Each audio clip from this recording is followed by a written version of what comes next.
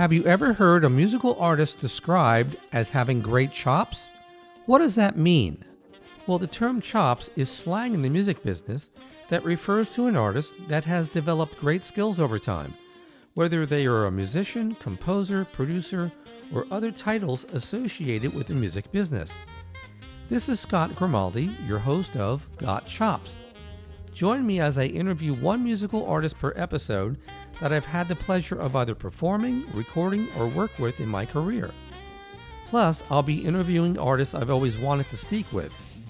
We'll discover how each artist developed their chops, listen to their stories, and much more. This is Got Chops.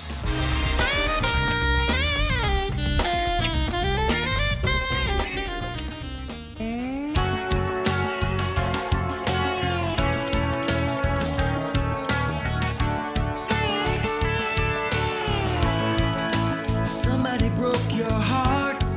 Somebody ruined your life. Somebody took your car, and then somebody stole your wife. And you don't know why. Somebody set you up. Somebody told you lies. Somebody knocked you down, and then somebody hurt your pride. And you don't know why. The track playing behind me is an original composition, That's Life, as produced and sung by today's guest artist who co-wrote this song with Gioia Bruno, a member of the 1980s girl group Exposé. Recognized in the music industry as a recording session musician, singer, songwriter, and producer, my guest has written or co-written works for various recording artists around the globe that include Miho Nakayama from Japan, Jailene from Puerto Rico, music for American daytime soap operas, plus two of his original compositions appear in the cult classic film The Toxic Avenger. In addition, he is currently on tour in the U.S. with the #1 Eagles tribute band, The Best of the Eagles, playing the role of Don Henley, singing and playing the drums.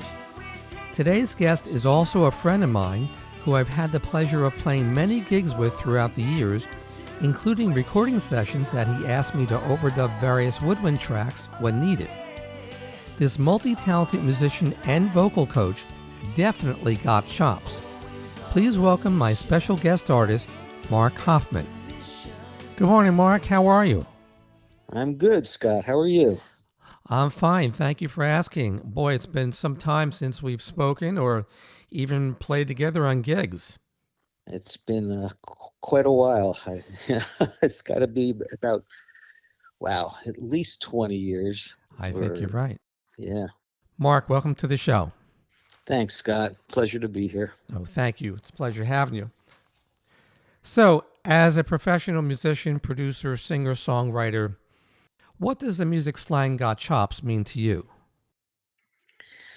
Well, I guess, the traditional meaning of chops in the music business would be, pretty much like having mastered your instrument or having the ability to play with authority and tenderness and whatever else it takes to make music. That's a great answer. You were born in Santa Rosa, California. You grew up in North Brunswick, New Jersey. You lived in New York City for 20 years, and now you're back in New Jersey. Besides yourself, did your mom, dad, and brother also play musical instruments and or sing? Well, yes. Both of my parents sang. I think my dad also played trumpet early on, but my parents were, I use the term semi-professional because they did do some gigs, but they didn't go very far. They sang together, kind of like the Stephen Eady type of a thing. People listening now might not even know who's Stephen Eady. That's Steve Lawrence and Eady Gourmet from back in the, I guess, 50s and 60s, perhaps. Yes, and I had a private teacher who was an outstanding, well-known woodwind doubler who played in New York and New Jersey.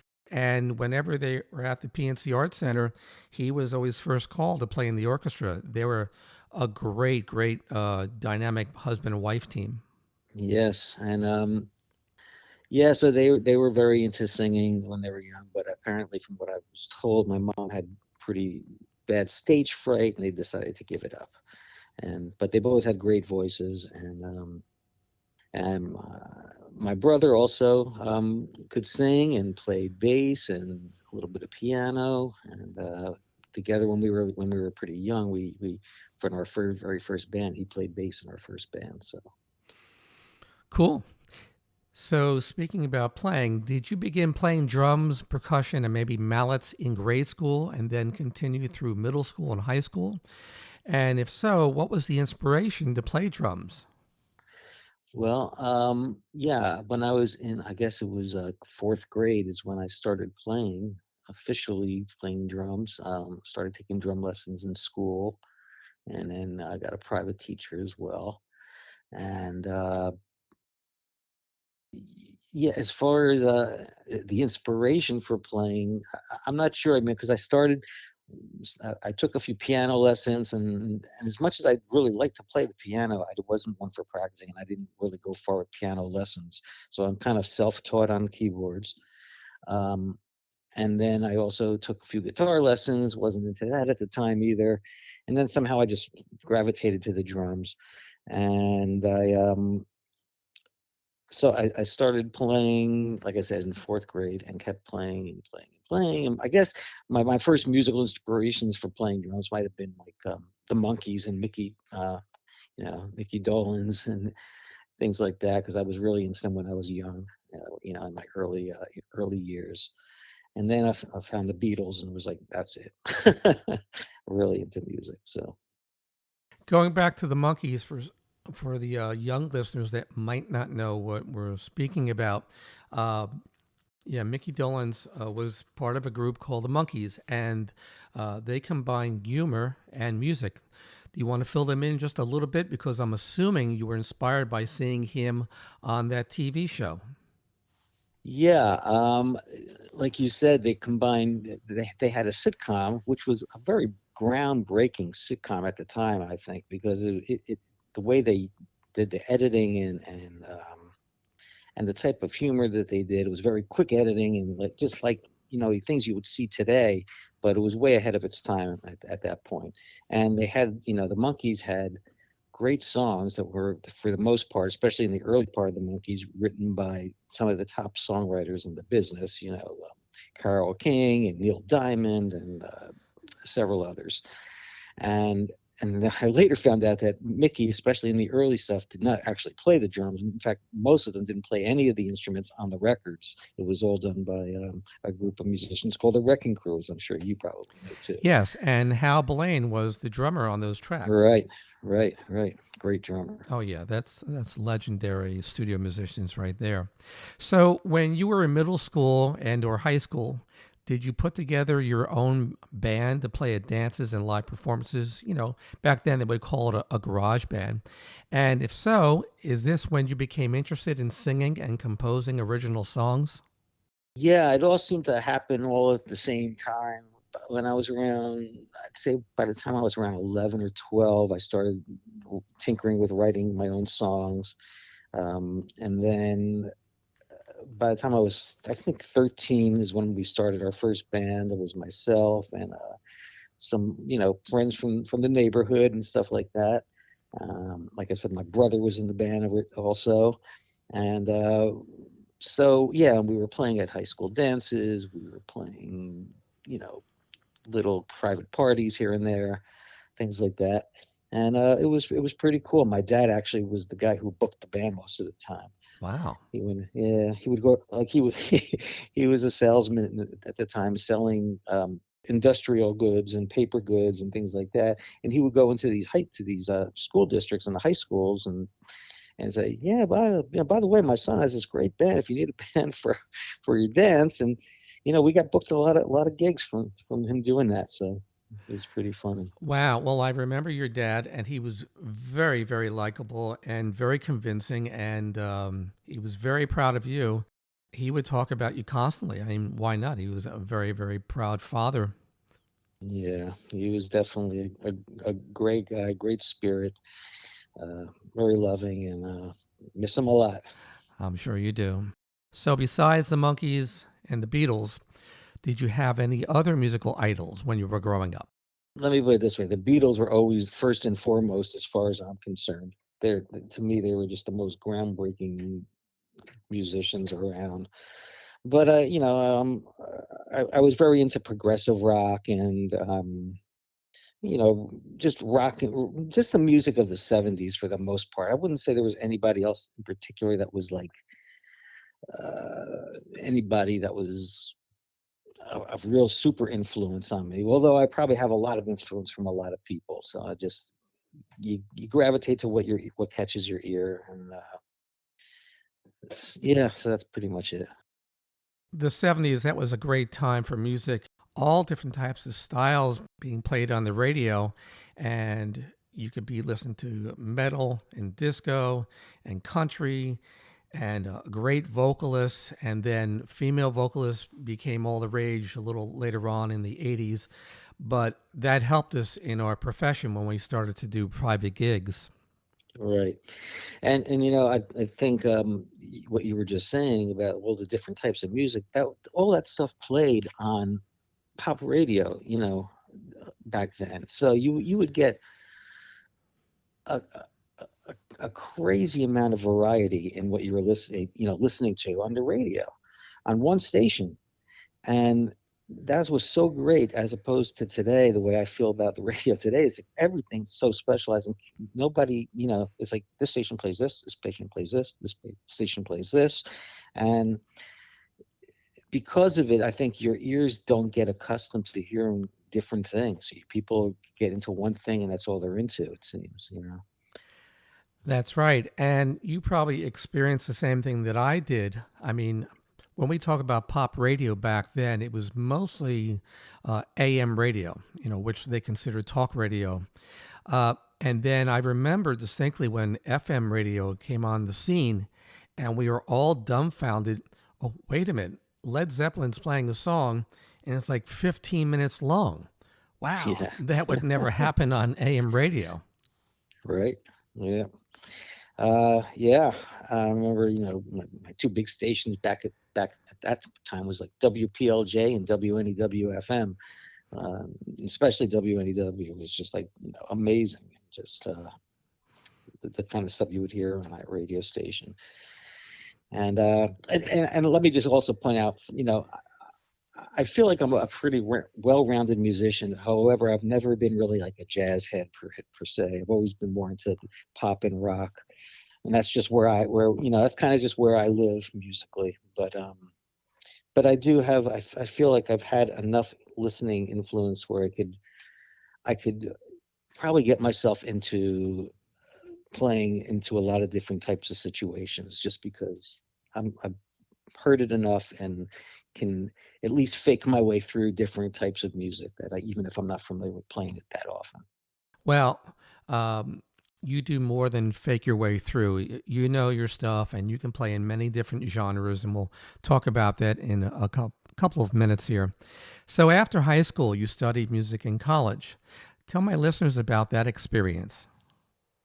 Okay, well, I went to Montclair State in New Jersey, and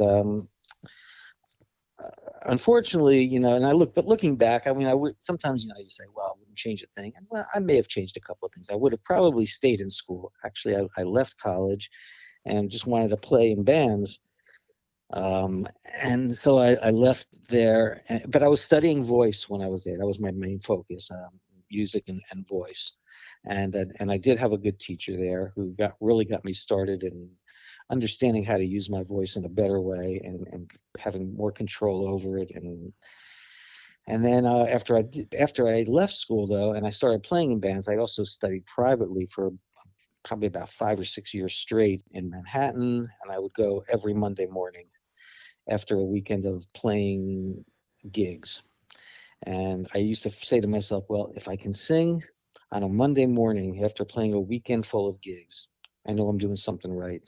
But I just kept going every week just to keep myself in shape and study and learn better technique. it was well worth it, and that's what was going on with at that point. So let me tie in a couple of things we were talking about in these previous questions. We talked about the word club date, and we brought up different types of genres that we had to play. So I met Marc in the 1980s through a New Jersey club date office we both worked for. They were called Hank Joel Orchestras, and we played 4 to 5 weddings, bar mitzvahs, society, and corporate events every weekend. I mean, today, most musicians would kill to have just half of that, but back then, I don't think we realized what we had. So your Uncle Hank, he was one of the 3 partners for Hank Joel Orchestras. He wanted all his musicians and vocalists to learn dance and dinner music that started from the 1920s, 30s, 40s, all the decades leading up to present day in every genre, including various ethnic and novelty music. The vast amount of repertoire, hundreds of songs, and when I tell people that, they think I'm nuts, but you can attest to this. Hundreds of songs that we learned ensured that we could play in any style and prepared us to play in any type of party that they booked. Marc, did you benefit from that rigorous amount of musical club date repertoire we had to learn and you learning as a drummer and singer? And how has that experience prepared you for the other phases in your music career? Yes, without a doubt, I think I benefited from that. Having to learn and play these songs, like you said, every weekend and for at least a decade, if not more. It was it really well rounded you in a way that, you know, you're exposed to so many different genres and different types of songs. And to this day now, when I can hear these songs, and some of them bring me back to when I was playing. Other ones I just listen to for the sheer beauty of the melodies and the rhythms and the different things that they did back then in the lyrical content.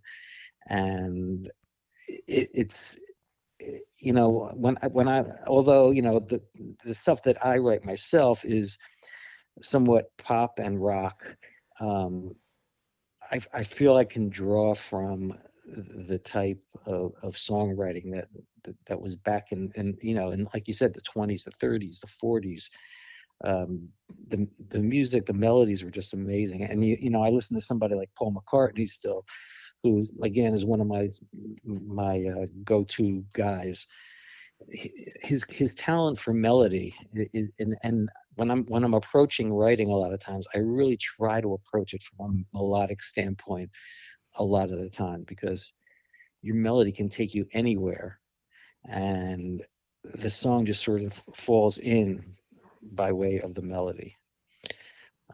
So yeah, I mean, I just feel like listening to all that old stuff and playing that old stuff, and also as far as playing goes and singing, again, you're singing all these songs every weekend. I'm playing them. I had to learn to play different types of rhythms. I had to learn to keep really good time. That was one of my biggest things, and I still feel that's one of my best assets as a drummer, is that I feel like my time is basically, it doesn't move. I know where the time is. I know, I feel like there's a click in my head that I'm playing to, and that whole experience, it was very good. I just, like you said, there was a crazy amount of gigs, and you don't realize how well you had it at the time. You made a lot of money. And compared to, I don't know if have you played any weddings in the last few years or so or not, but if you compare it to the experience we had, back then we were told we had to memorize a lot of different genres, as I mentioned before. Today, if you go on a wedding, and I've seen that a number of times, it's like a set list. And when someone comes up to, oh, could you play a bossa nova? The guys in the bands are scrambling. Oh, geez, who knows a bossa? Right, we used to play like 10 or 12 bosses in a set, like just right, right, yeah, right. Or yeah. if you did a Jewish wedding, you would play like 20 horrors. Right. Right? And you would just, people would stand up there with their fingers up in the air, or and be like, "What the hell are they doing?" Well, we're calling you. We're calling with just telling you what key we're going to. That's all, Right, and then, right. Yeah, and yeah. then everybody would just follow, man. Everybody would just listen and follow. And another thing that I think we were just very lucky to have. So you talked about having the fingers up in the air. If you were in New Jersey, if let's say you pointed three fingers up for the musicians in the audience, you're either in E flat Right. major, or if you crossed your hand, that was, the minor of E Right. flat. Right. Okay. Right. And again, and people also, say, well, three fingers up or three fingers down. Well, what's the difference? Well, three fingers up, like you said, is E flat. Three fingers down would be the key of A. Right. But why is it that way? It should be, you feel like it should be the opposite because you're in flat keys. You think it should be down. But I believe what I remember them saying was the reason was because back when they were writing all these songs in flat keys, that was the main, they used to write everything in flat keys. So that was like the main thing. So they would just do it up. That's what I remember here. That's exactly it. Yep. And your Uncle Hank told me that exact thing. And one day I looked at all the repertoire that we had to memorize, and wow. Yeah. I mean, like 95% of the songs we would play would be in flats. But when it came to the vocalists, yeah, you guys are more in sharp keys, but that is the modern music. And probably the reason that the modern music is more in sharp keys is because of string instruments like guitars. That's right. Because they're open, they're in E, A, D, those kinds of keys, because of the guitar. Absolutely. Which back then the songs really, for the most part, weren't written on those instruments. They were all mostly written on piano. Exactly. Yep. Yeah. So tell my listeners about the 1984 cult classic action/comedy/horror movie, The Toxic Avenger, that you co-wrote 2 songs and sang on, Nothing at All and Is This Love? Yeah, both. So I had absolutely nothing to do with the movie itself, except for the fact that I have the 2 songs in there. So at the time, I had my original band, which was called Race, and that band had an old friend, Dean Summers, who I think you know as well. Oh, yes. Please tell him I said hi. Yes. So Dean was in the band, and a few other people that that we worked with, and at the time we were writing a lot of songs, and we had somebody who was semi-managing the band. He was working with the band a little bit, and he somehow he got in touch with I forget now. I don't remember the producer's name again. Kaufman or something from the Toxic Avenger. Anyway, and he somehow got in with Trauma Productions, and he knew that they were looking for songs, and we presented these songs. They decided they liked them, and they put them in the movie. They're both sort of playing in the background. The first one is playing in the scene near the beginning of the movie where there's a couple of guys in the car, and they're joyriding in the car, and they run over a kid on a bike. And my song's playing on the radio. Oh, that's nice. That's great. It's just beautiful.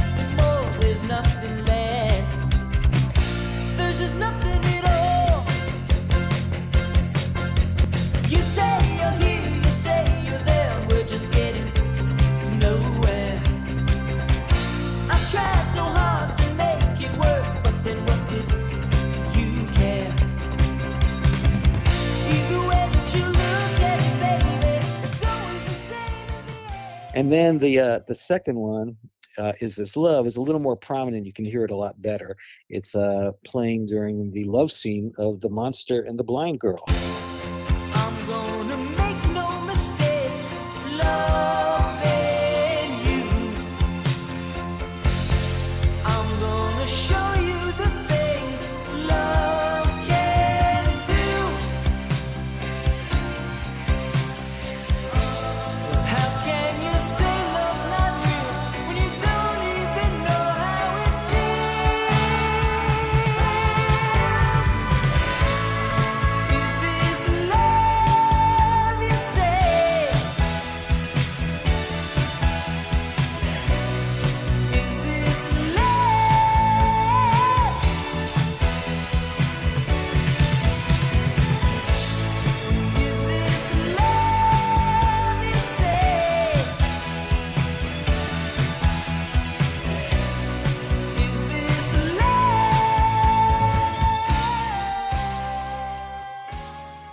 share with my listeners what the Toxic Avenger was all about? Well, I hope I remember because I really haven't watched it in years, but it had to do with, if I recall, there was a very like wimpy guy who used to work at a health club in somewhere in Tromaville, New Jersey, a fictitious place, of course.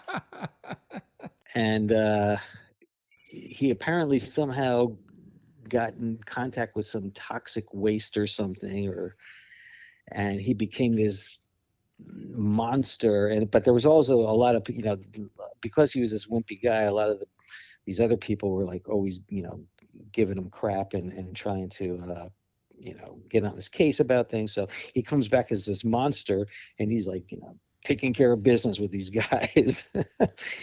And he meets the blind girl who can't see what he looks like and falls in love with him, I believe. So that's kind of the gist of it. A classic movie, right? It's unbelievable. It's the best. It's what all modern horror movies are based off of, I would say. That's right. Yeah, if you study film, that's what you have to study, right? That's right. That's exactly. So, in addition to playing drums and singing, you have also produced and composed original songs for daytime soap operas. You wrote 2 songs for the movie Standing Ovation. You were featured on rock artist Tommy James' 2007 Christmas album, the VH1 Classics, Decades Rock Lives. That was a concert series, and you co-wrote the pop song The Rain Came Down as sung by Japanese recording artist Miho Nakayama, which placed number 4 on the Japanese Billboard chart. That's very impressive. Talk about these great music projects that you've worked on over the years, and if you could start it off by explaining what a soap opera is. Well, for anybody who doesn't know what a soap opera is, you must not have been living in the last 50 years. But anyway, no, a soap opera is a show. It's like generally a daily or weekly show that has a storyline that just keeps going, continuing, and generally they tend to be a little over the top. Even a lot of shows you see these days are still would probably consider them soap operas, just things you would see on Netflix and things like that, but they're just a little different than what I'm talking about with this particular. So for NBC and CBS back in I guess it was in the 90s probably, we had I was writing with another friend of ours, a mutual friend, Scott, Elliot Weiss, and we used to write all these songs together, and we had a contact with someone over there at I think 2 contacts, one at CBS and one at NBC. And I know our songs were playing on Guiding Light, and I'm trying to remember which the other ones were. A couple of the big soap operas of the time, the daytime soaps. And it was nice for a while, getting some really nice royalty checks and stuff, which is always a good thing. Did you meet that artist, Miho?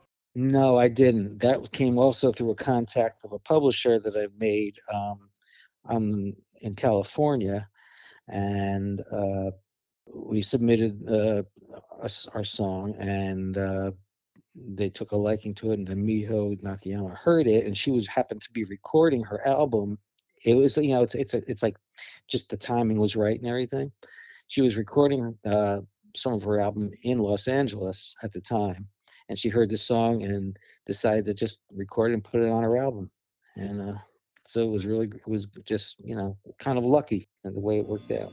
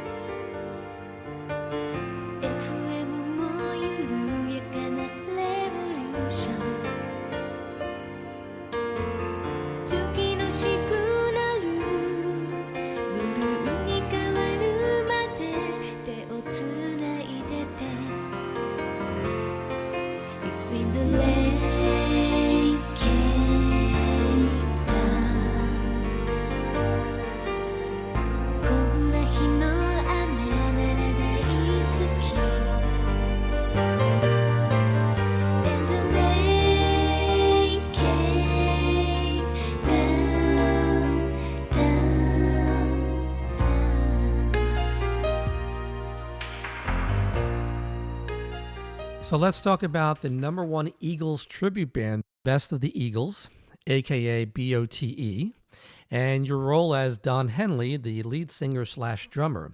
How did you land that gig? And what is your favorite Don Henley song that you never get tired of singing or playing drums on? So, yes, I'm in the band called Best of the Eagles. We play all up and down the East Coast and Midwest. And we have a lot, we do a lot of shows throughout the year, probably, 40, 50 or more sometimes. Things slowed down a little bit during the pandemic because of obvious reasons, but things are coming back now, which is nice. Yeah, the way I got into this band was so for a while back, especially when I was back in New York, living in New York for a while, I just because of different circumstances, family things, and things that were going on, I kind of wasn't even doing a whole lot of music for a couple of years, 2 3 years, and I suddenly got a phone call from an old friend of mine from high school, Joe Vidala, who is the leader of the band. He called me to find out if I would be able to fill in and sub on a wedding gig. And I said, well, sure, I would love to do that. And so I went and I filled in on a wedding gig, and I'm playing drums and singing. And then I ended up doing a few more gigs with that band. And in the meantime, he says to me, well, I have this Eagles band, this Eagles tribute thing that we're doing, and I'm thinking about making a change with the drummer that we have now. And I said, that would be great. I would love to do that. And about a year goes by and nothing happened. And then like I said, after a year, he asked me again, he says, are you still interested in maybe doing that thing with the Eagles band? I said, sure. Anyway, long story short, I go down, I audition. The guys really liked what they heard. And without having a rehearsal, I did my first gig with them about a week later, at a place called the Wonder Bar in Asbury Park, which is actually where I'm going to be playing in a couple of weeks, doing a quick set with the band for a Light of Day Foundation concert. So anyway, so I've been with them now for just a little over 7 years, and it's a great experience. I love singing Eagles music. It was kind of like a match made in heaven for me because Don Henley's always been one of my favorite singers. Love the Eagles music, and being that he's the drummer too, it was just like the perfect fit. So yeah, so I just really am very into doing it. And you asked me about what my favorite song would be. It's hard to say for sure, but we do some songs that were not actually Eagles tunes, but also solo artist tunes from the Eagles, like Don Henley. And I sing the song "Heart of the Matter" every week, basically. And I love singing that song, and "Wasted Time" and "Hotel California," "Life in the Fast Lane." They're all fun to sing, but yeah, it's just a lot of fun. And we played great venues. We're playing at the Count Basie Theater coming up soon in March. We've been traveling back and forth to Florida and to South Carolina, Midwest, like I said. So we've been playing, we always play in nice theaters and things like that. And it's just a fun experience, and that's it. Well, I remember you singing Don Henley songs, Eagles songs, back when we were doing club dates. When you would sing, I'm going, man, this guy sounds exactly like Don Henley. Anyone out there that has not seen this group, the Best of the Eagles, you have to go and you've got to listen to Marc sing. He sounds just like Don Henley. Recently, you sent me a few audio files of your compositions. They're entitled Last Goodbye, Once in a While, and Fall in Love with You. Did you write them for any particular artist in mind or for yourself? And if you could talk about the process of writing, arranging original songs, and then how you go about ultimately getting it out there for the masses to hear. I've always for the most part, I've always co-written my songs with different people, and pretty much every song, each of the ones I sent you, each one was written with different people, and like Fall in Love with You Again, that I just recently finished that one. The track was done probably about 15 years ago, and I just put a new vocal on it. I wrote it with a guy named Matt. I can't remember his last name. It starts with a K though. He's here in the Princeton area, and I think he still performs and does some stuff. But anyway, there's a new vocal on there, and I really like this. I've always liked this song, and I just put a new vocal on it with myself singing it.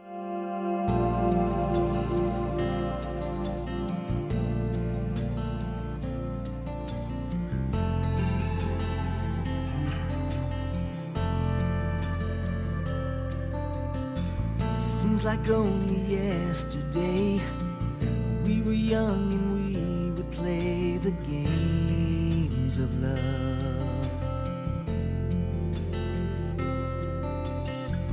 having fights and breaking up when you'd slam the door and said you'd had enough and walk away.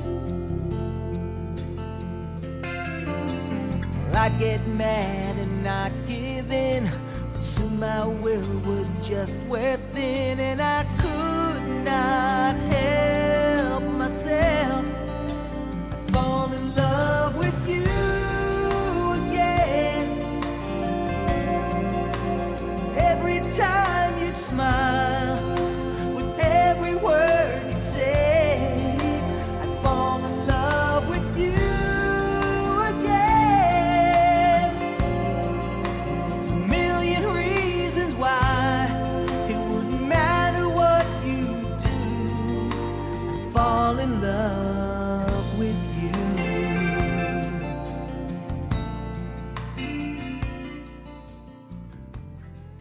Once in a While, I wrote just recently with a partner of mine that I've been writing with named Ernie White from the Trenton area. And he's sort of like a local guitar legend around these parts, and amazing guitar player, great singer. And we have a new project together as a writing team called Sons of Water, which we have a video up on YouTube.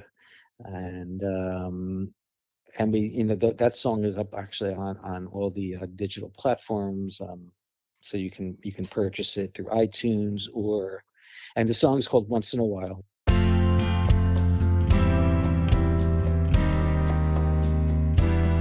Why is it so hard to leave the ones you love? Just let them go and just walk away. I'm in over my head and I'm drowning. I'm at my dead end with nowhere to go. Once in a while, can it be easy? Like rolling down the road on a sunny day. Once in a while, can it be easy?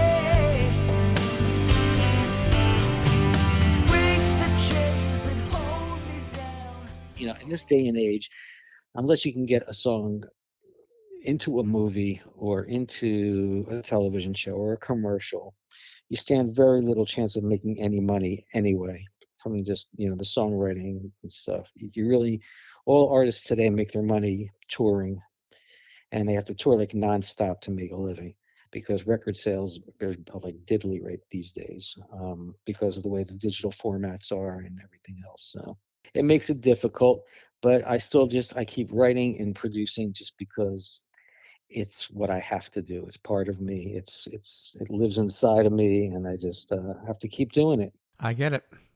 In addition to your professional music work, you also volunteer your time and talents to Musicians on Call at Memorial Sloan Kettering Cancer Center in New York City. Please tell my listeners about this great organization and how much it means to you to do this very special work with cancer patients. Yeah, well, I haven't really done that in a while, but I did do it several years ago. But it is a special organization. You know, they go into hospitals and into different places where there are patients, I guess, with cancer and maybe other illnesses as well. And they go in, they go in either as singles or a duo or whatever, and they go into right into the hospital rooms a lot of times, and you know, sing. They ask people, well, what would you like to hear? You know, and again, with this vast knowledge of music that we were talking about earlier from all these old songs, I'm very lucky. Playing keyboards, I can go into a situation and people can call a tune. As long as I've heard it, I'm somewhat familiar. I can usually get through a song pretty. So I'm able to just like at the spur of the moment pick up and learn and do a tune. So you would go in and just sing for people, and the feeling that you get and the feeling that they got, I think is just amazing. You know, music therapy is just one of the best things, and for people who are ill.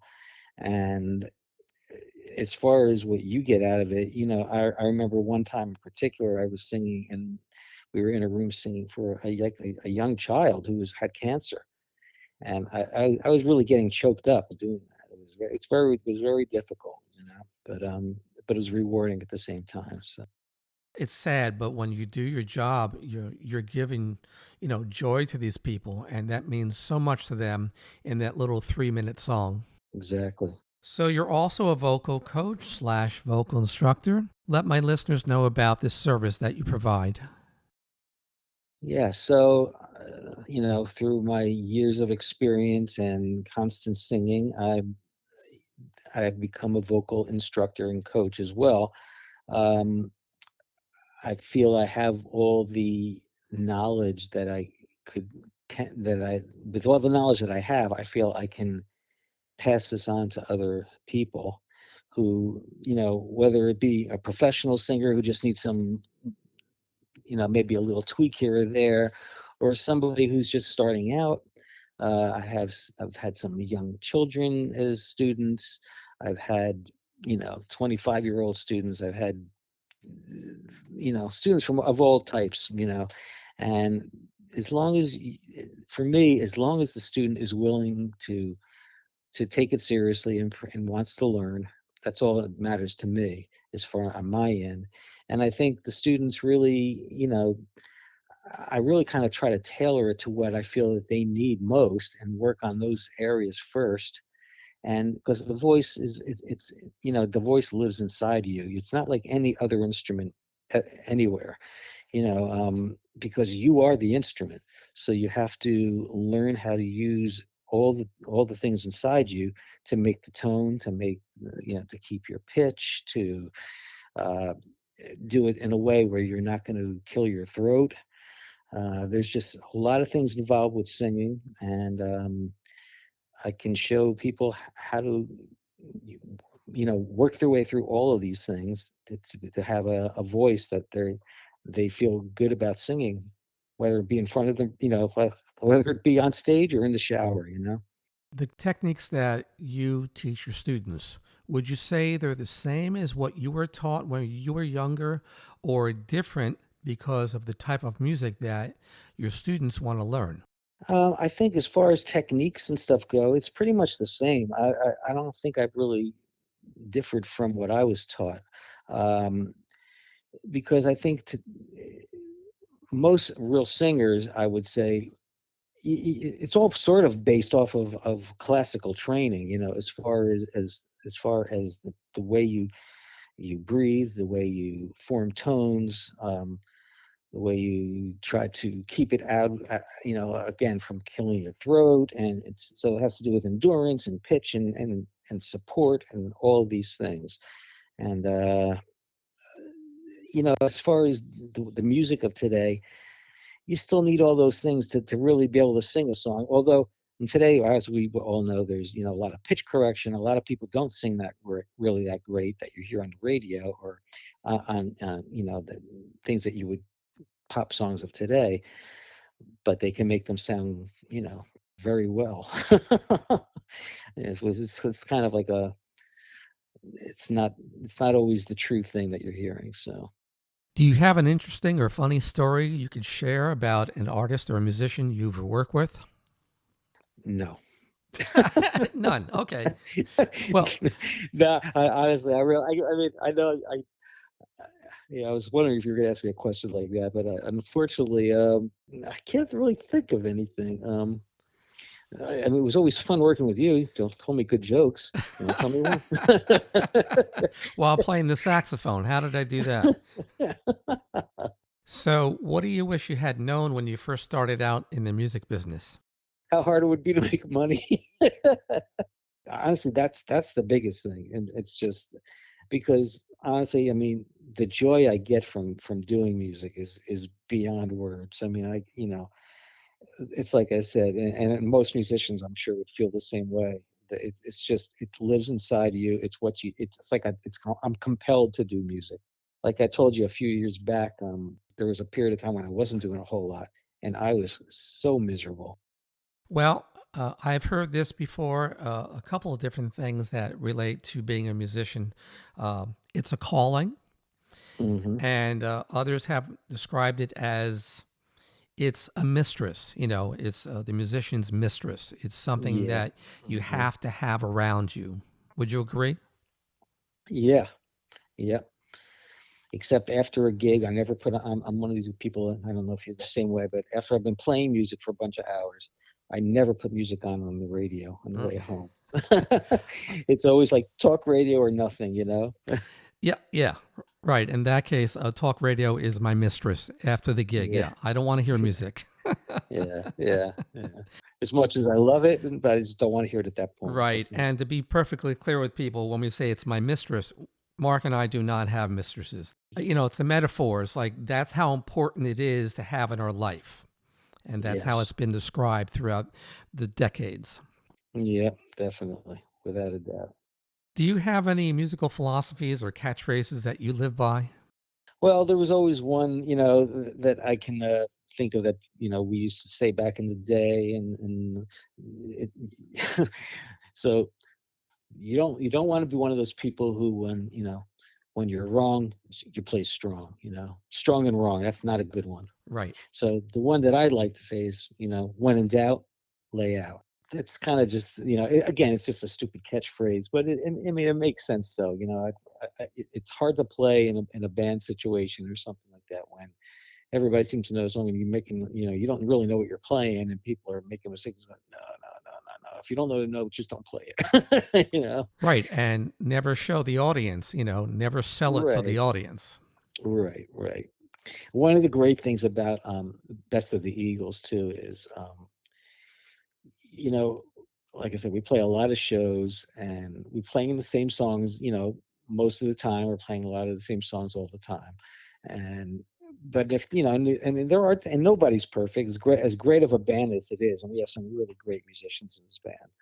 Um, as great as the band is, everybody makes mistakes and there's things happen, but it's the way you handle them on stage too. People, we tend to just laugh things off, and we have a good rapport with the audience, and that's what people love about the band as well, besides the music we're playing.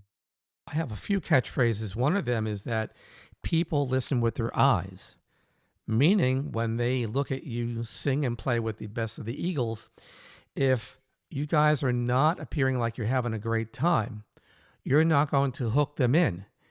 Right, But once right. you do hook them in because visually, wow, they're having a great time, this is fantastic, then you open your ears, it's even better. Yeah. Yeah, I totally agree. And and your eyes and your ears, your senses all together is what makes the experience. It's not it's it I mean, the music's probably the biggest part of it, but it's a bit like you said, it's visually too. It's an emotional experience for both you and the audience. It's always fun. It's always fun. People never walk away from one of our shows saying, "Oh, that wasn't so good." No, it's everybody goes, "Man, you guys were great." And they mean it. They felt it, and they're going to tell you that. Yeah. So, what advice could you share with someone that is listening to you right now, thinking about doing the same things that you do? If you really want to go into music, just do it for the right reasons. Do it because you love it and you have to do it. And there's always going to be ways where you can make money doing music, but don't expect to be a star and make the big bucks, because there's a good chance that may not happen. But you can still make a living, and you can still enjoy it like, like crazy. Um, uh, I, I wouldn't give it up for anything. It's just like I said, do it for the right reasons and just enjoy yourself. So, where can my listeners find you on social media? And do you have any new projects or live gigs coming up other than what you just mentioned before? Well, so I have my own website, which is that's Mark with a C, by the way, marchoffmanmusic.com. And I also have a Facebook page. And then the band, of course, we have Best of the Eagles, and it's bestoftheeagles.com, as well as on Facebook, on Instagram, on Twitter. We have, so you can find our stuff on all those things. And yeah, as far as shows coming up, next week we'll be we'll be up in Connecticut with the band, playing in Old Saybrook at the Cape Theater. And then we will be in Charleston, South Carolina later that week. And then we'll be playing, like I said, we'll be playing next month at the Count Basie Theater here in New Jersey on March 25th, which is a great show. You should definitely try to see if you can get tickets for that one. And then we'll be going back to Florida again, also in March as well. So we're all over the place. But if you want to follow the band best way to follow us those like on Facebook or Instagram, and you can see where we'll be playing. Well, Marc, I had a great time interviewing you. You and I go back to the 80s. I've known you for quite some time. We've remained friends for all these years, and performing with you on stage is always a pleasure. You're always in the pocket as a drummer. You have a great feel. You're a magnificent vocalist, and you've got a great sense of humor. So I thank you so much for spending this time with me. I know my listeners are going to get a lot out of the information that you gave them, and I hope we get a chance to see each other in the near future. Same here, Scott. Thank you very much for having me on here today. It was a lot of fun, and like you said, I hope informative and fun for your listeners. Okay, Marc, have a great day. Thanks, Scott. Bye-bye. Bye-bye. Thanks so much for joining me on today's show. I hope you enjoyed the conversation and could hear why my guest got chops. You can follow my podcast on Spotify, Apple Podcasts, YouTube, or Anchor.fm, and stay connected between episodes on Instagram at Got Chops Podcast. Join me on the next episode when we discover why my next guest got chops.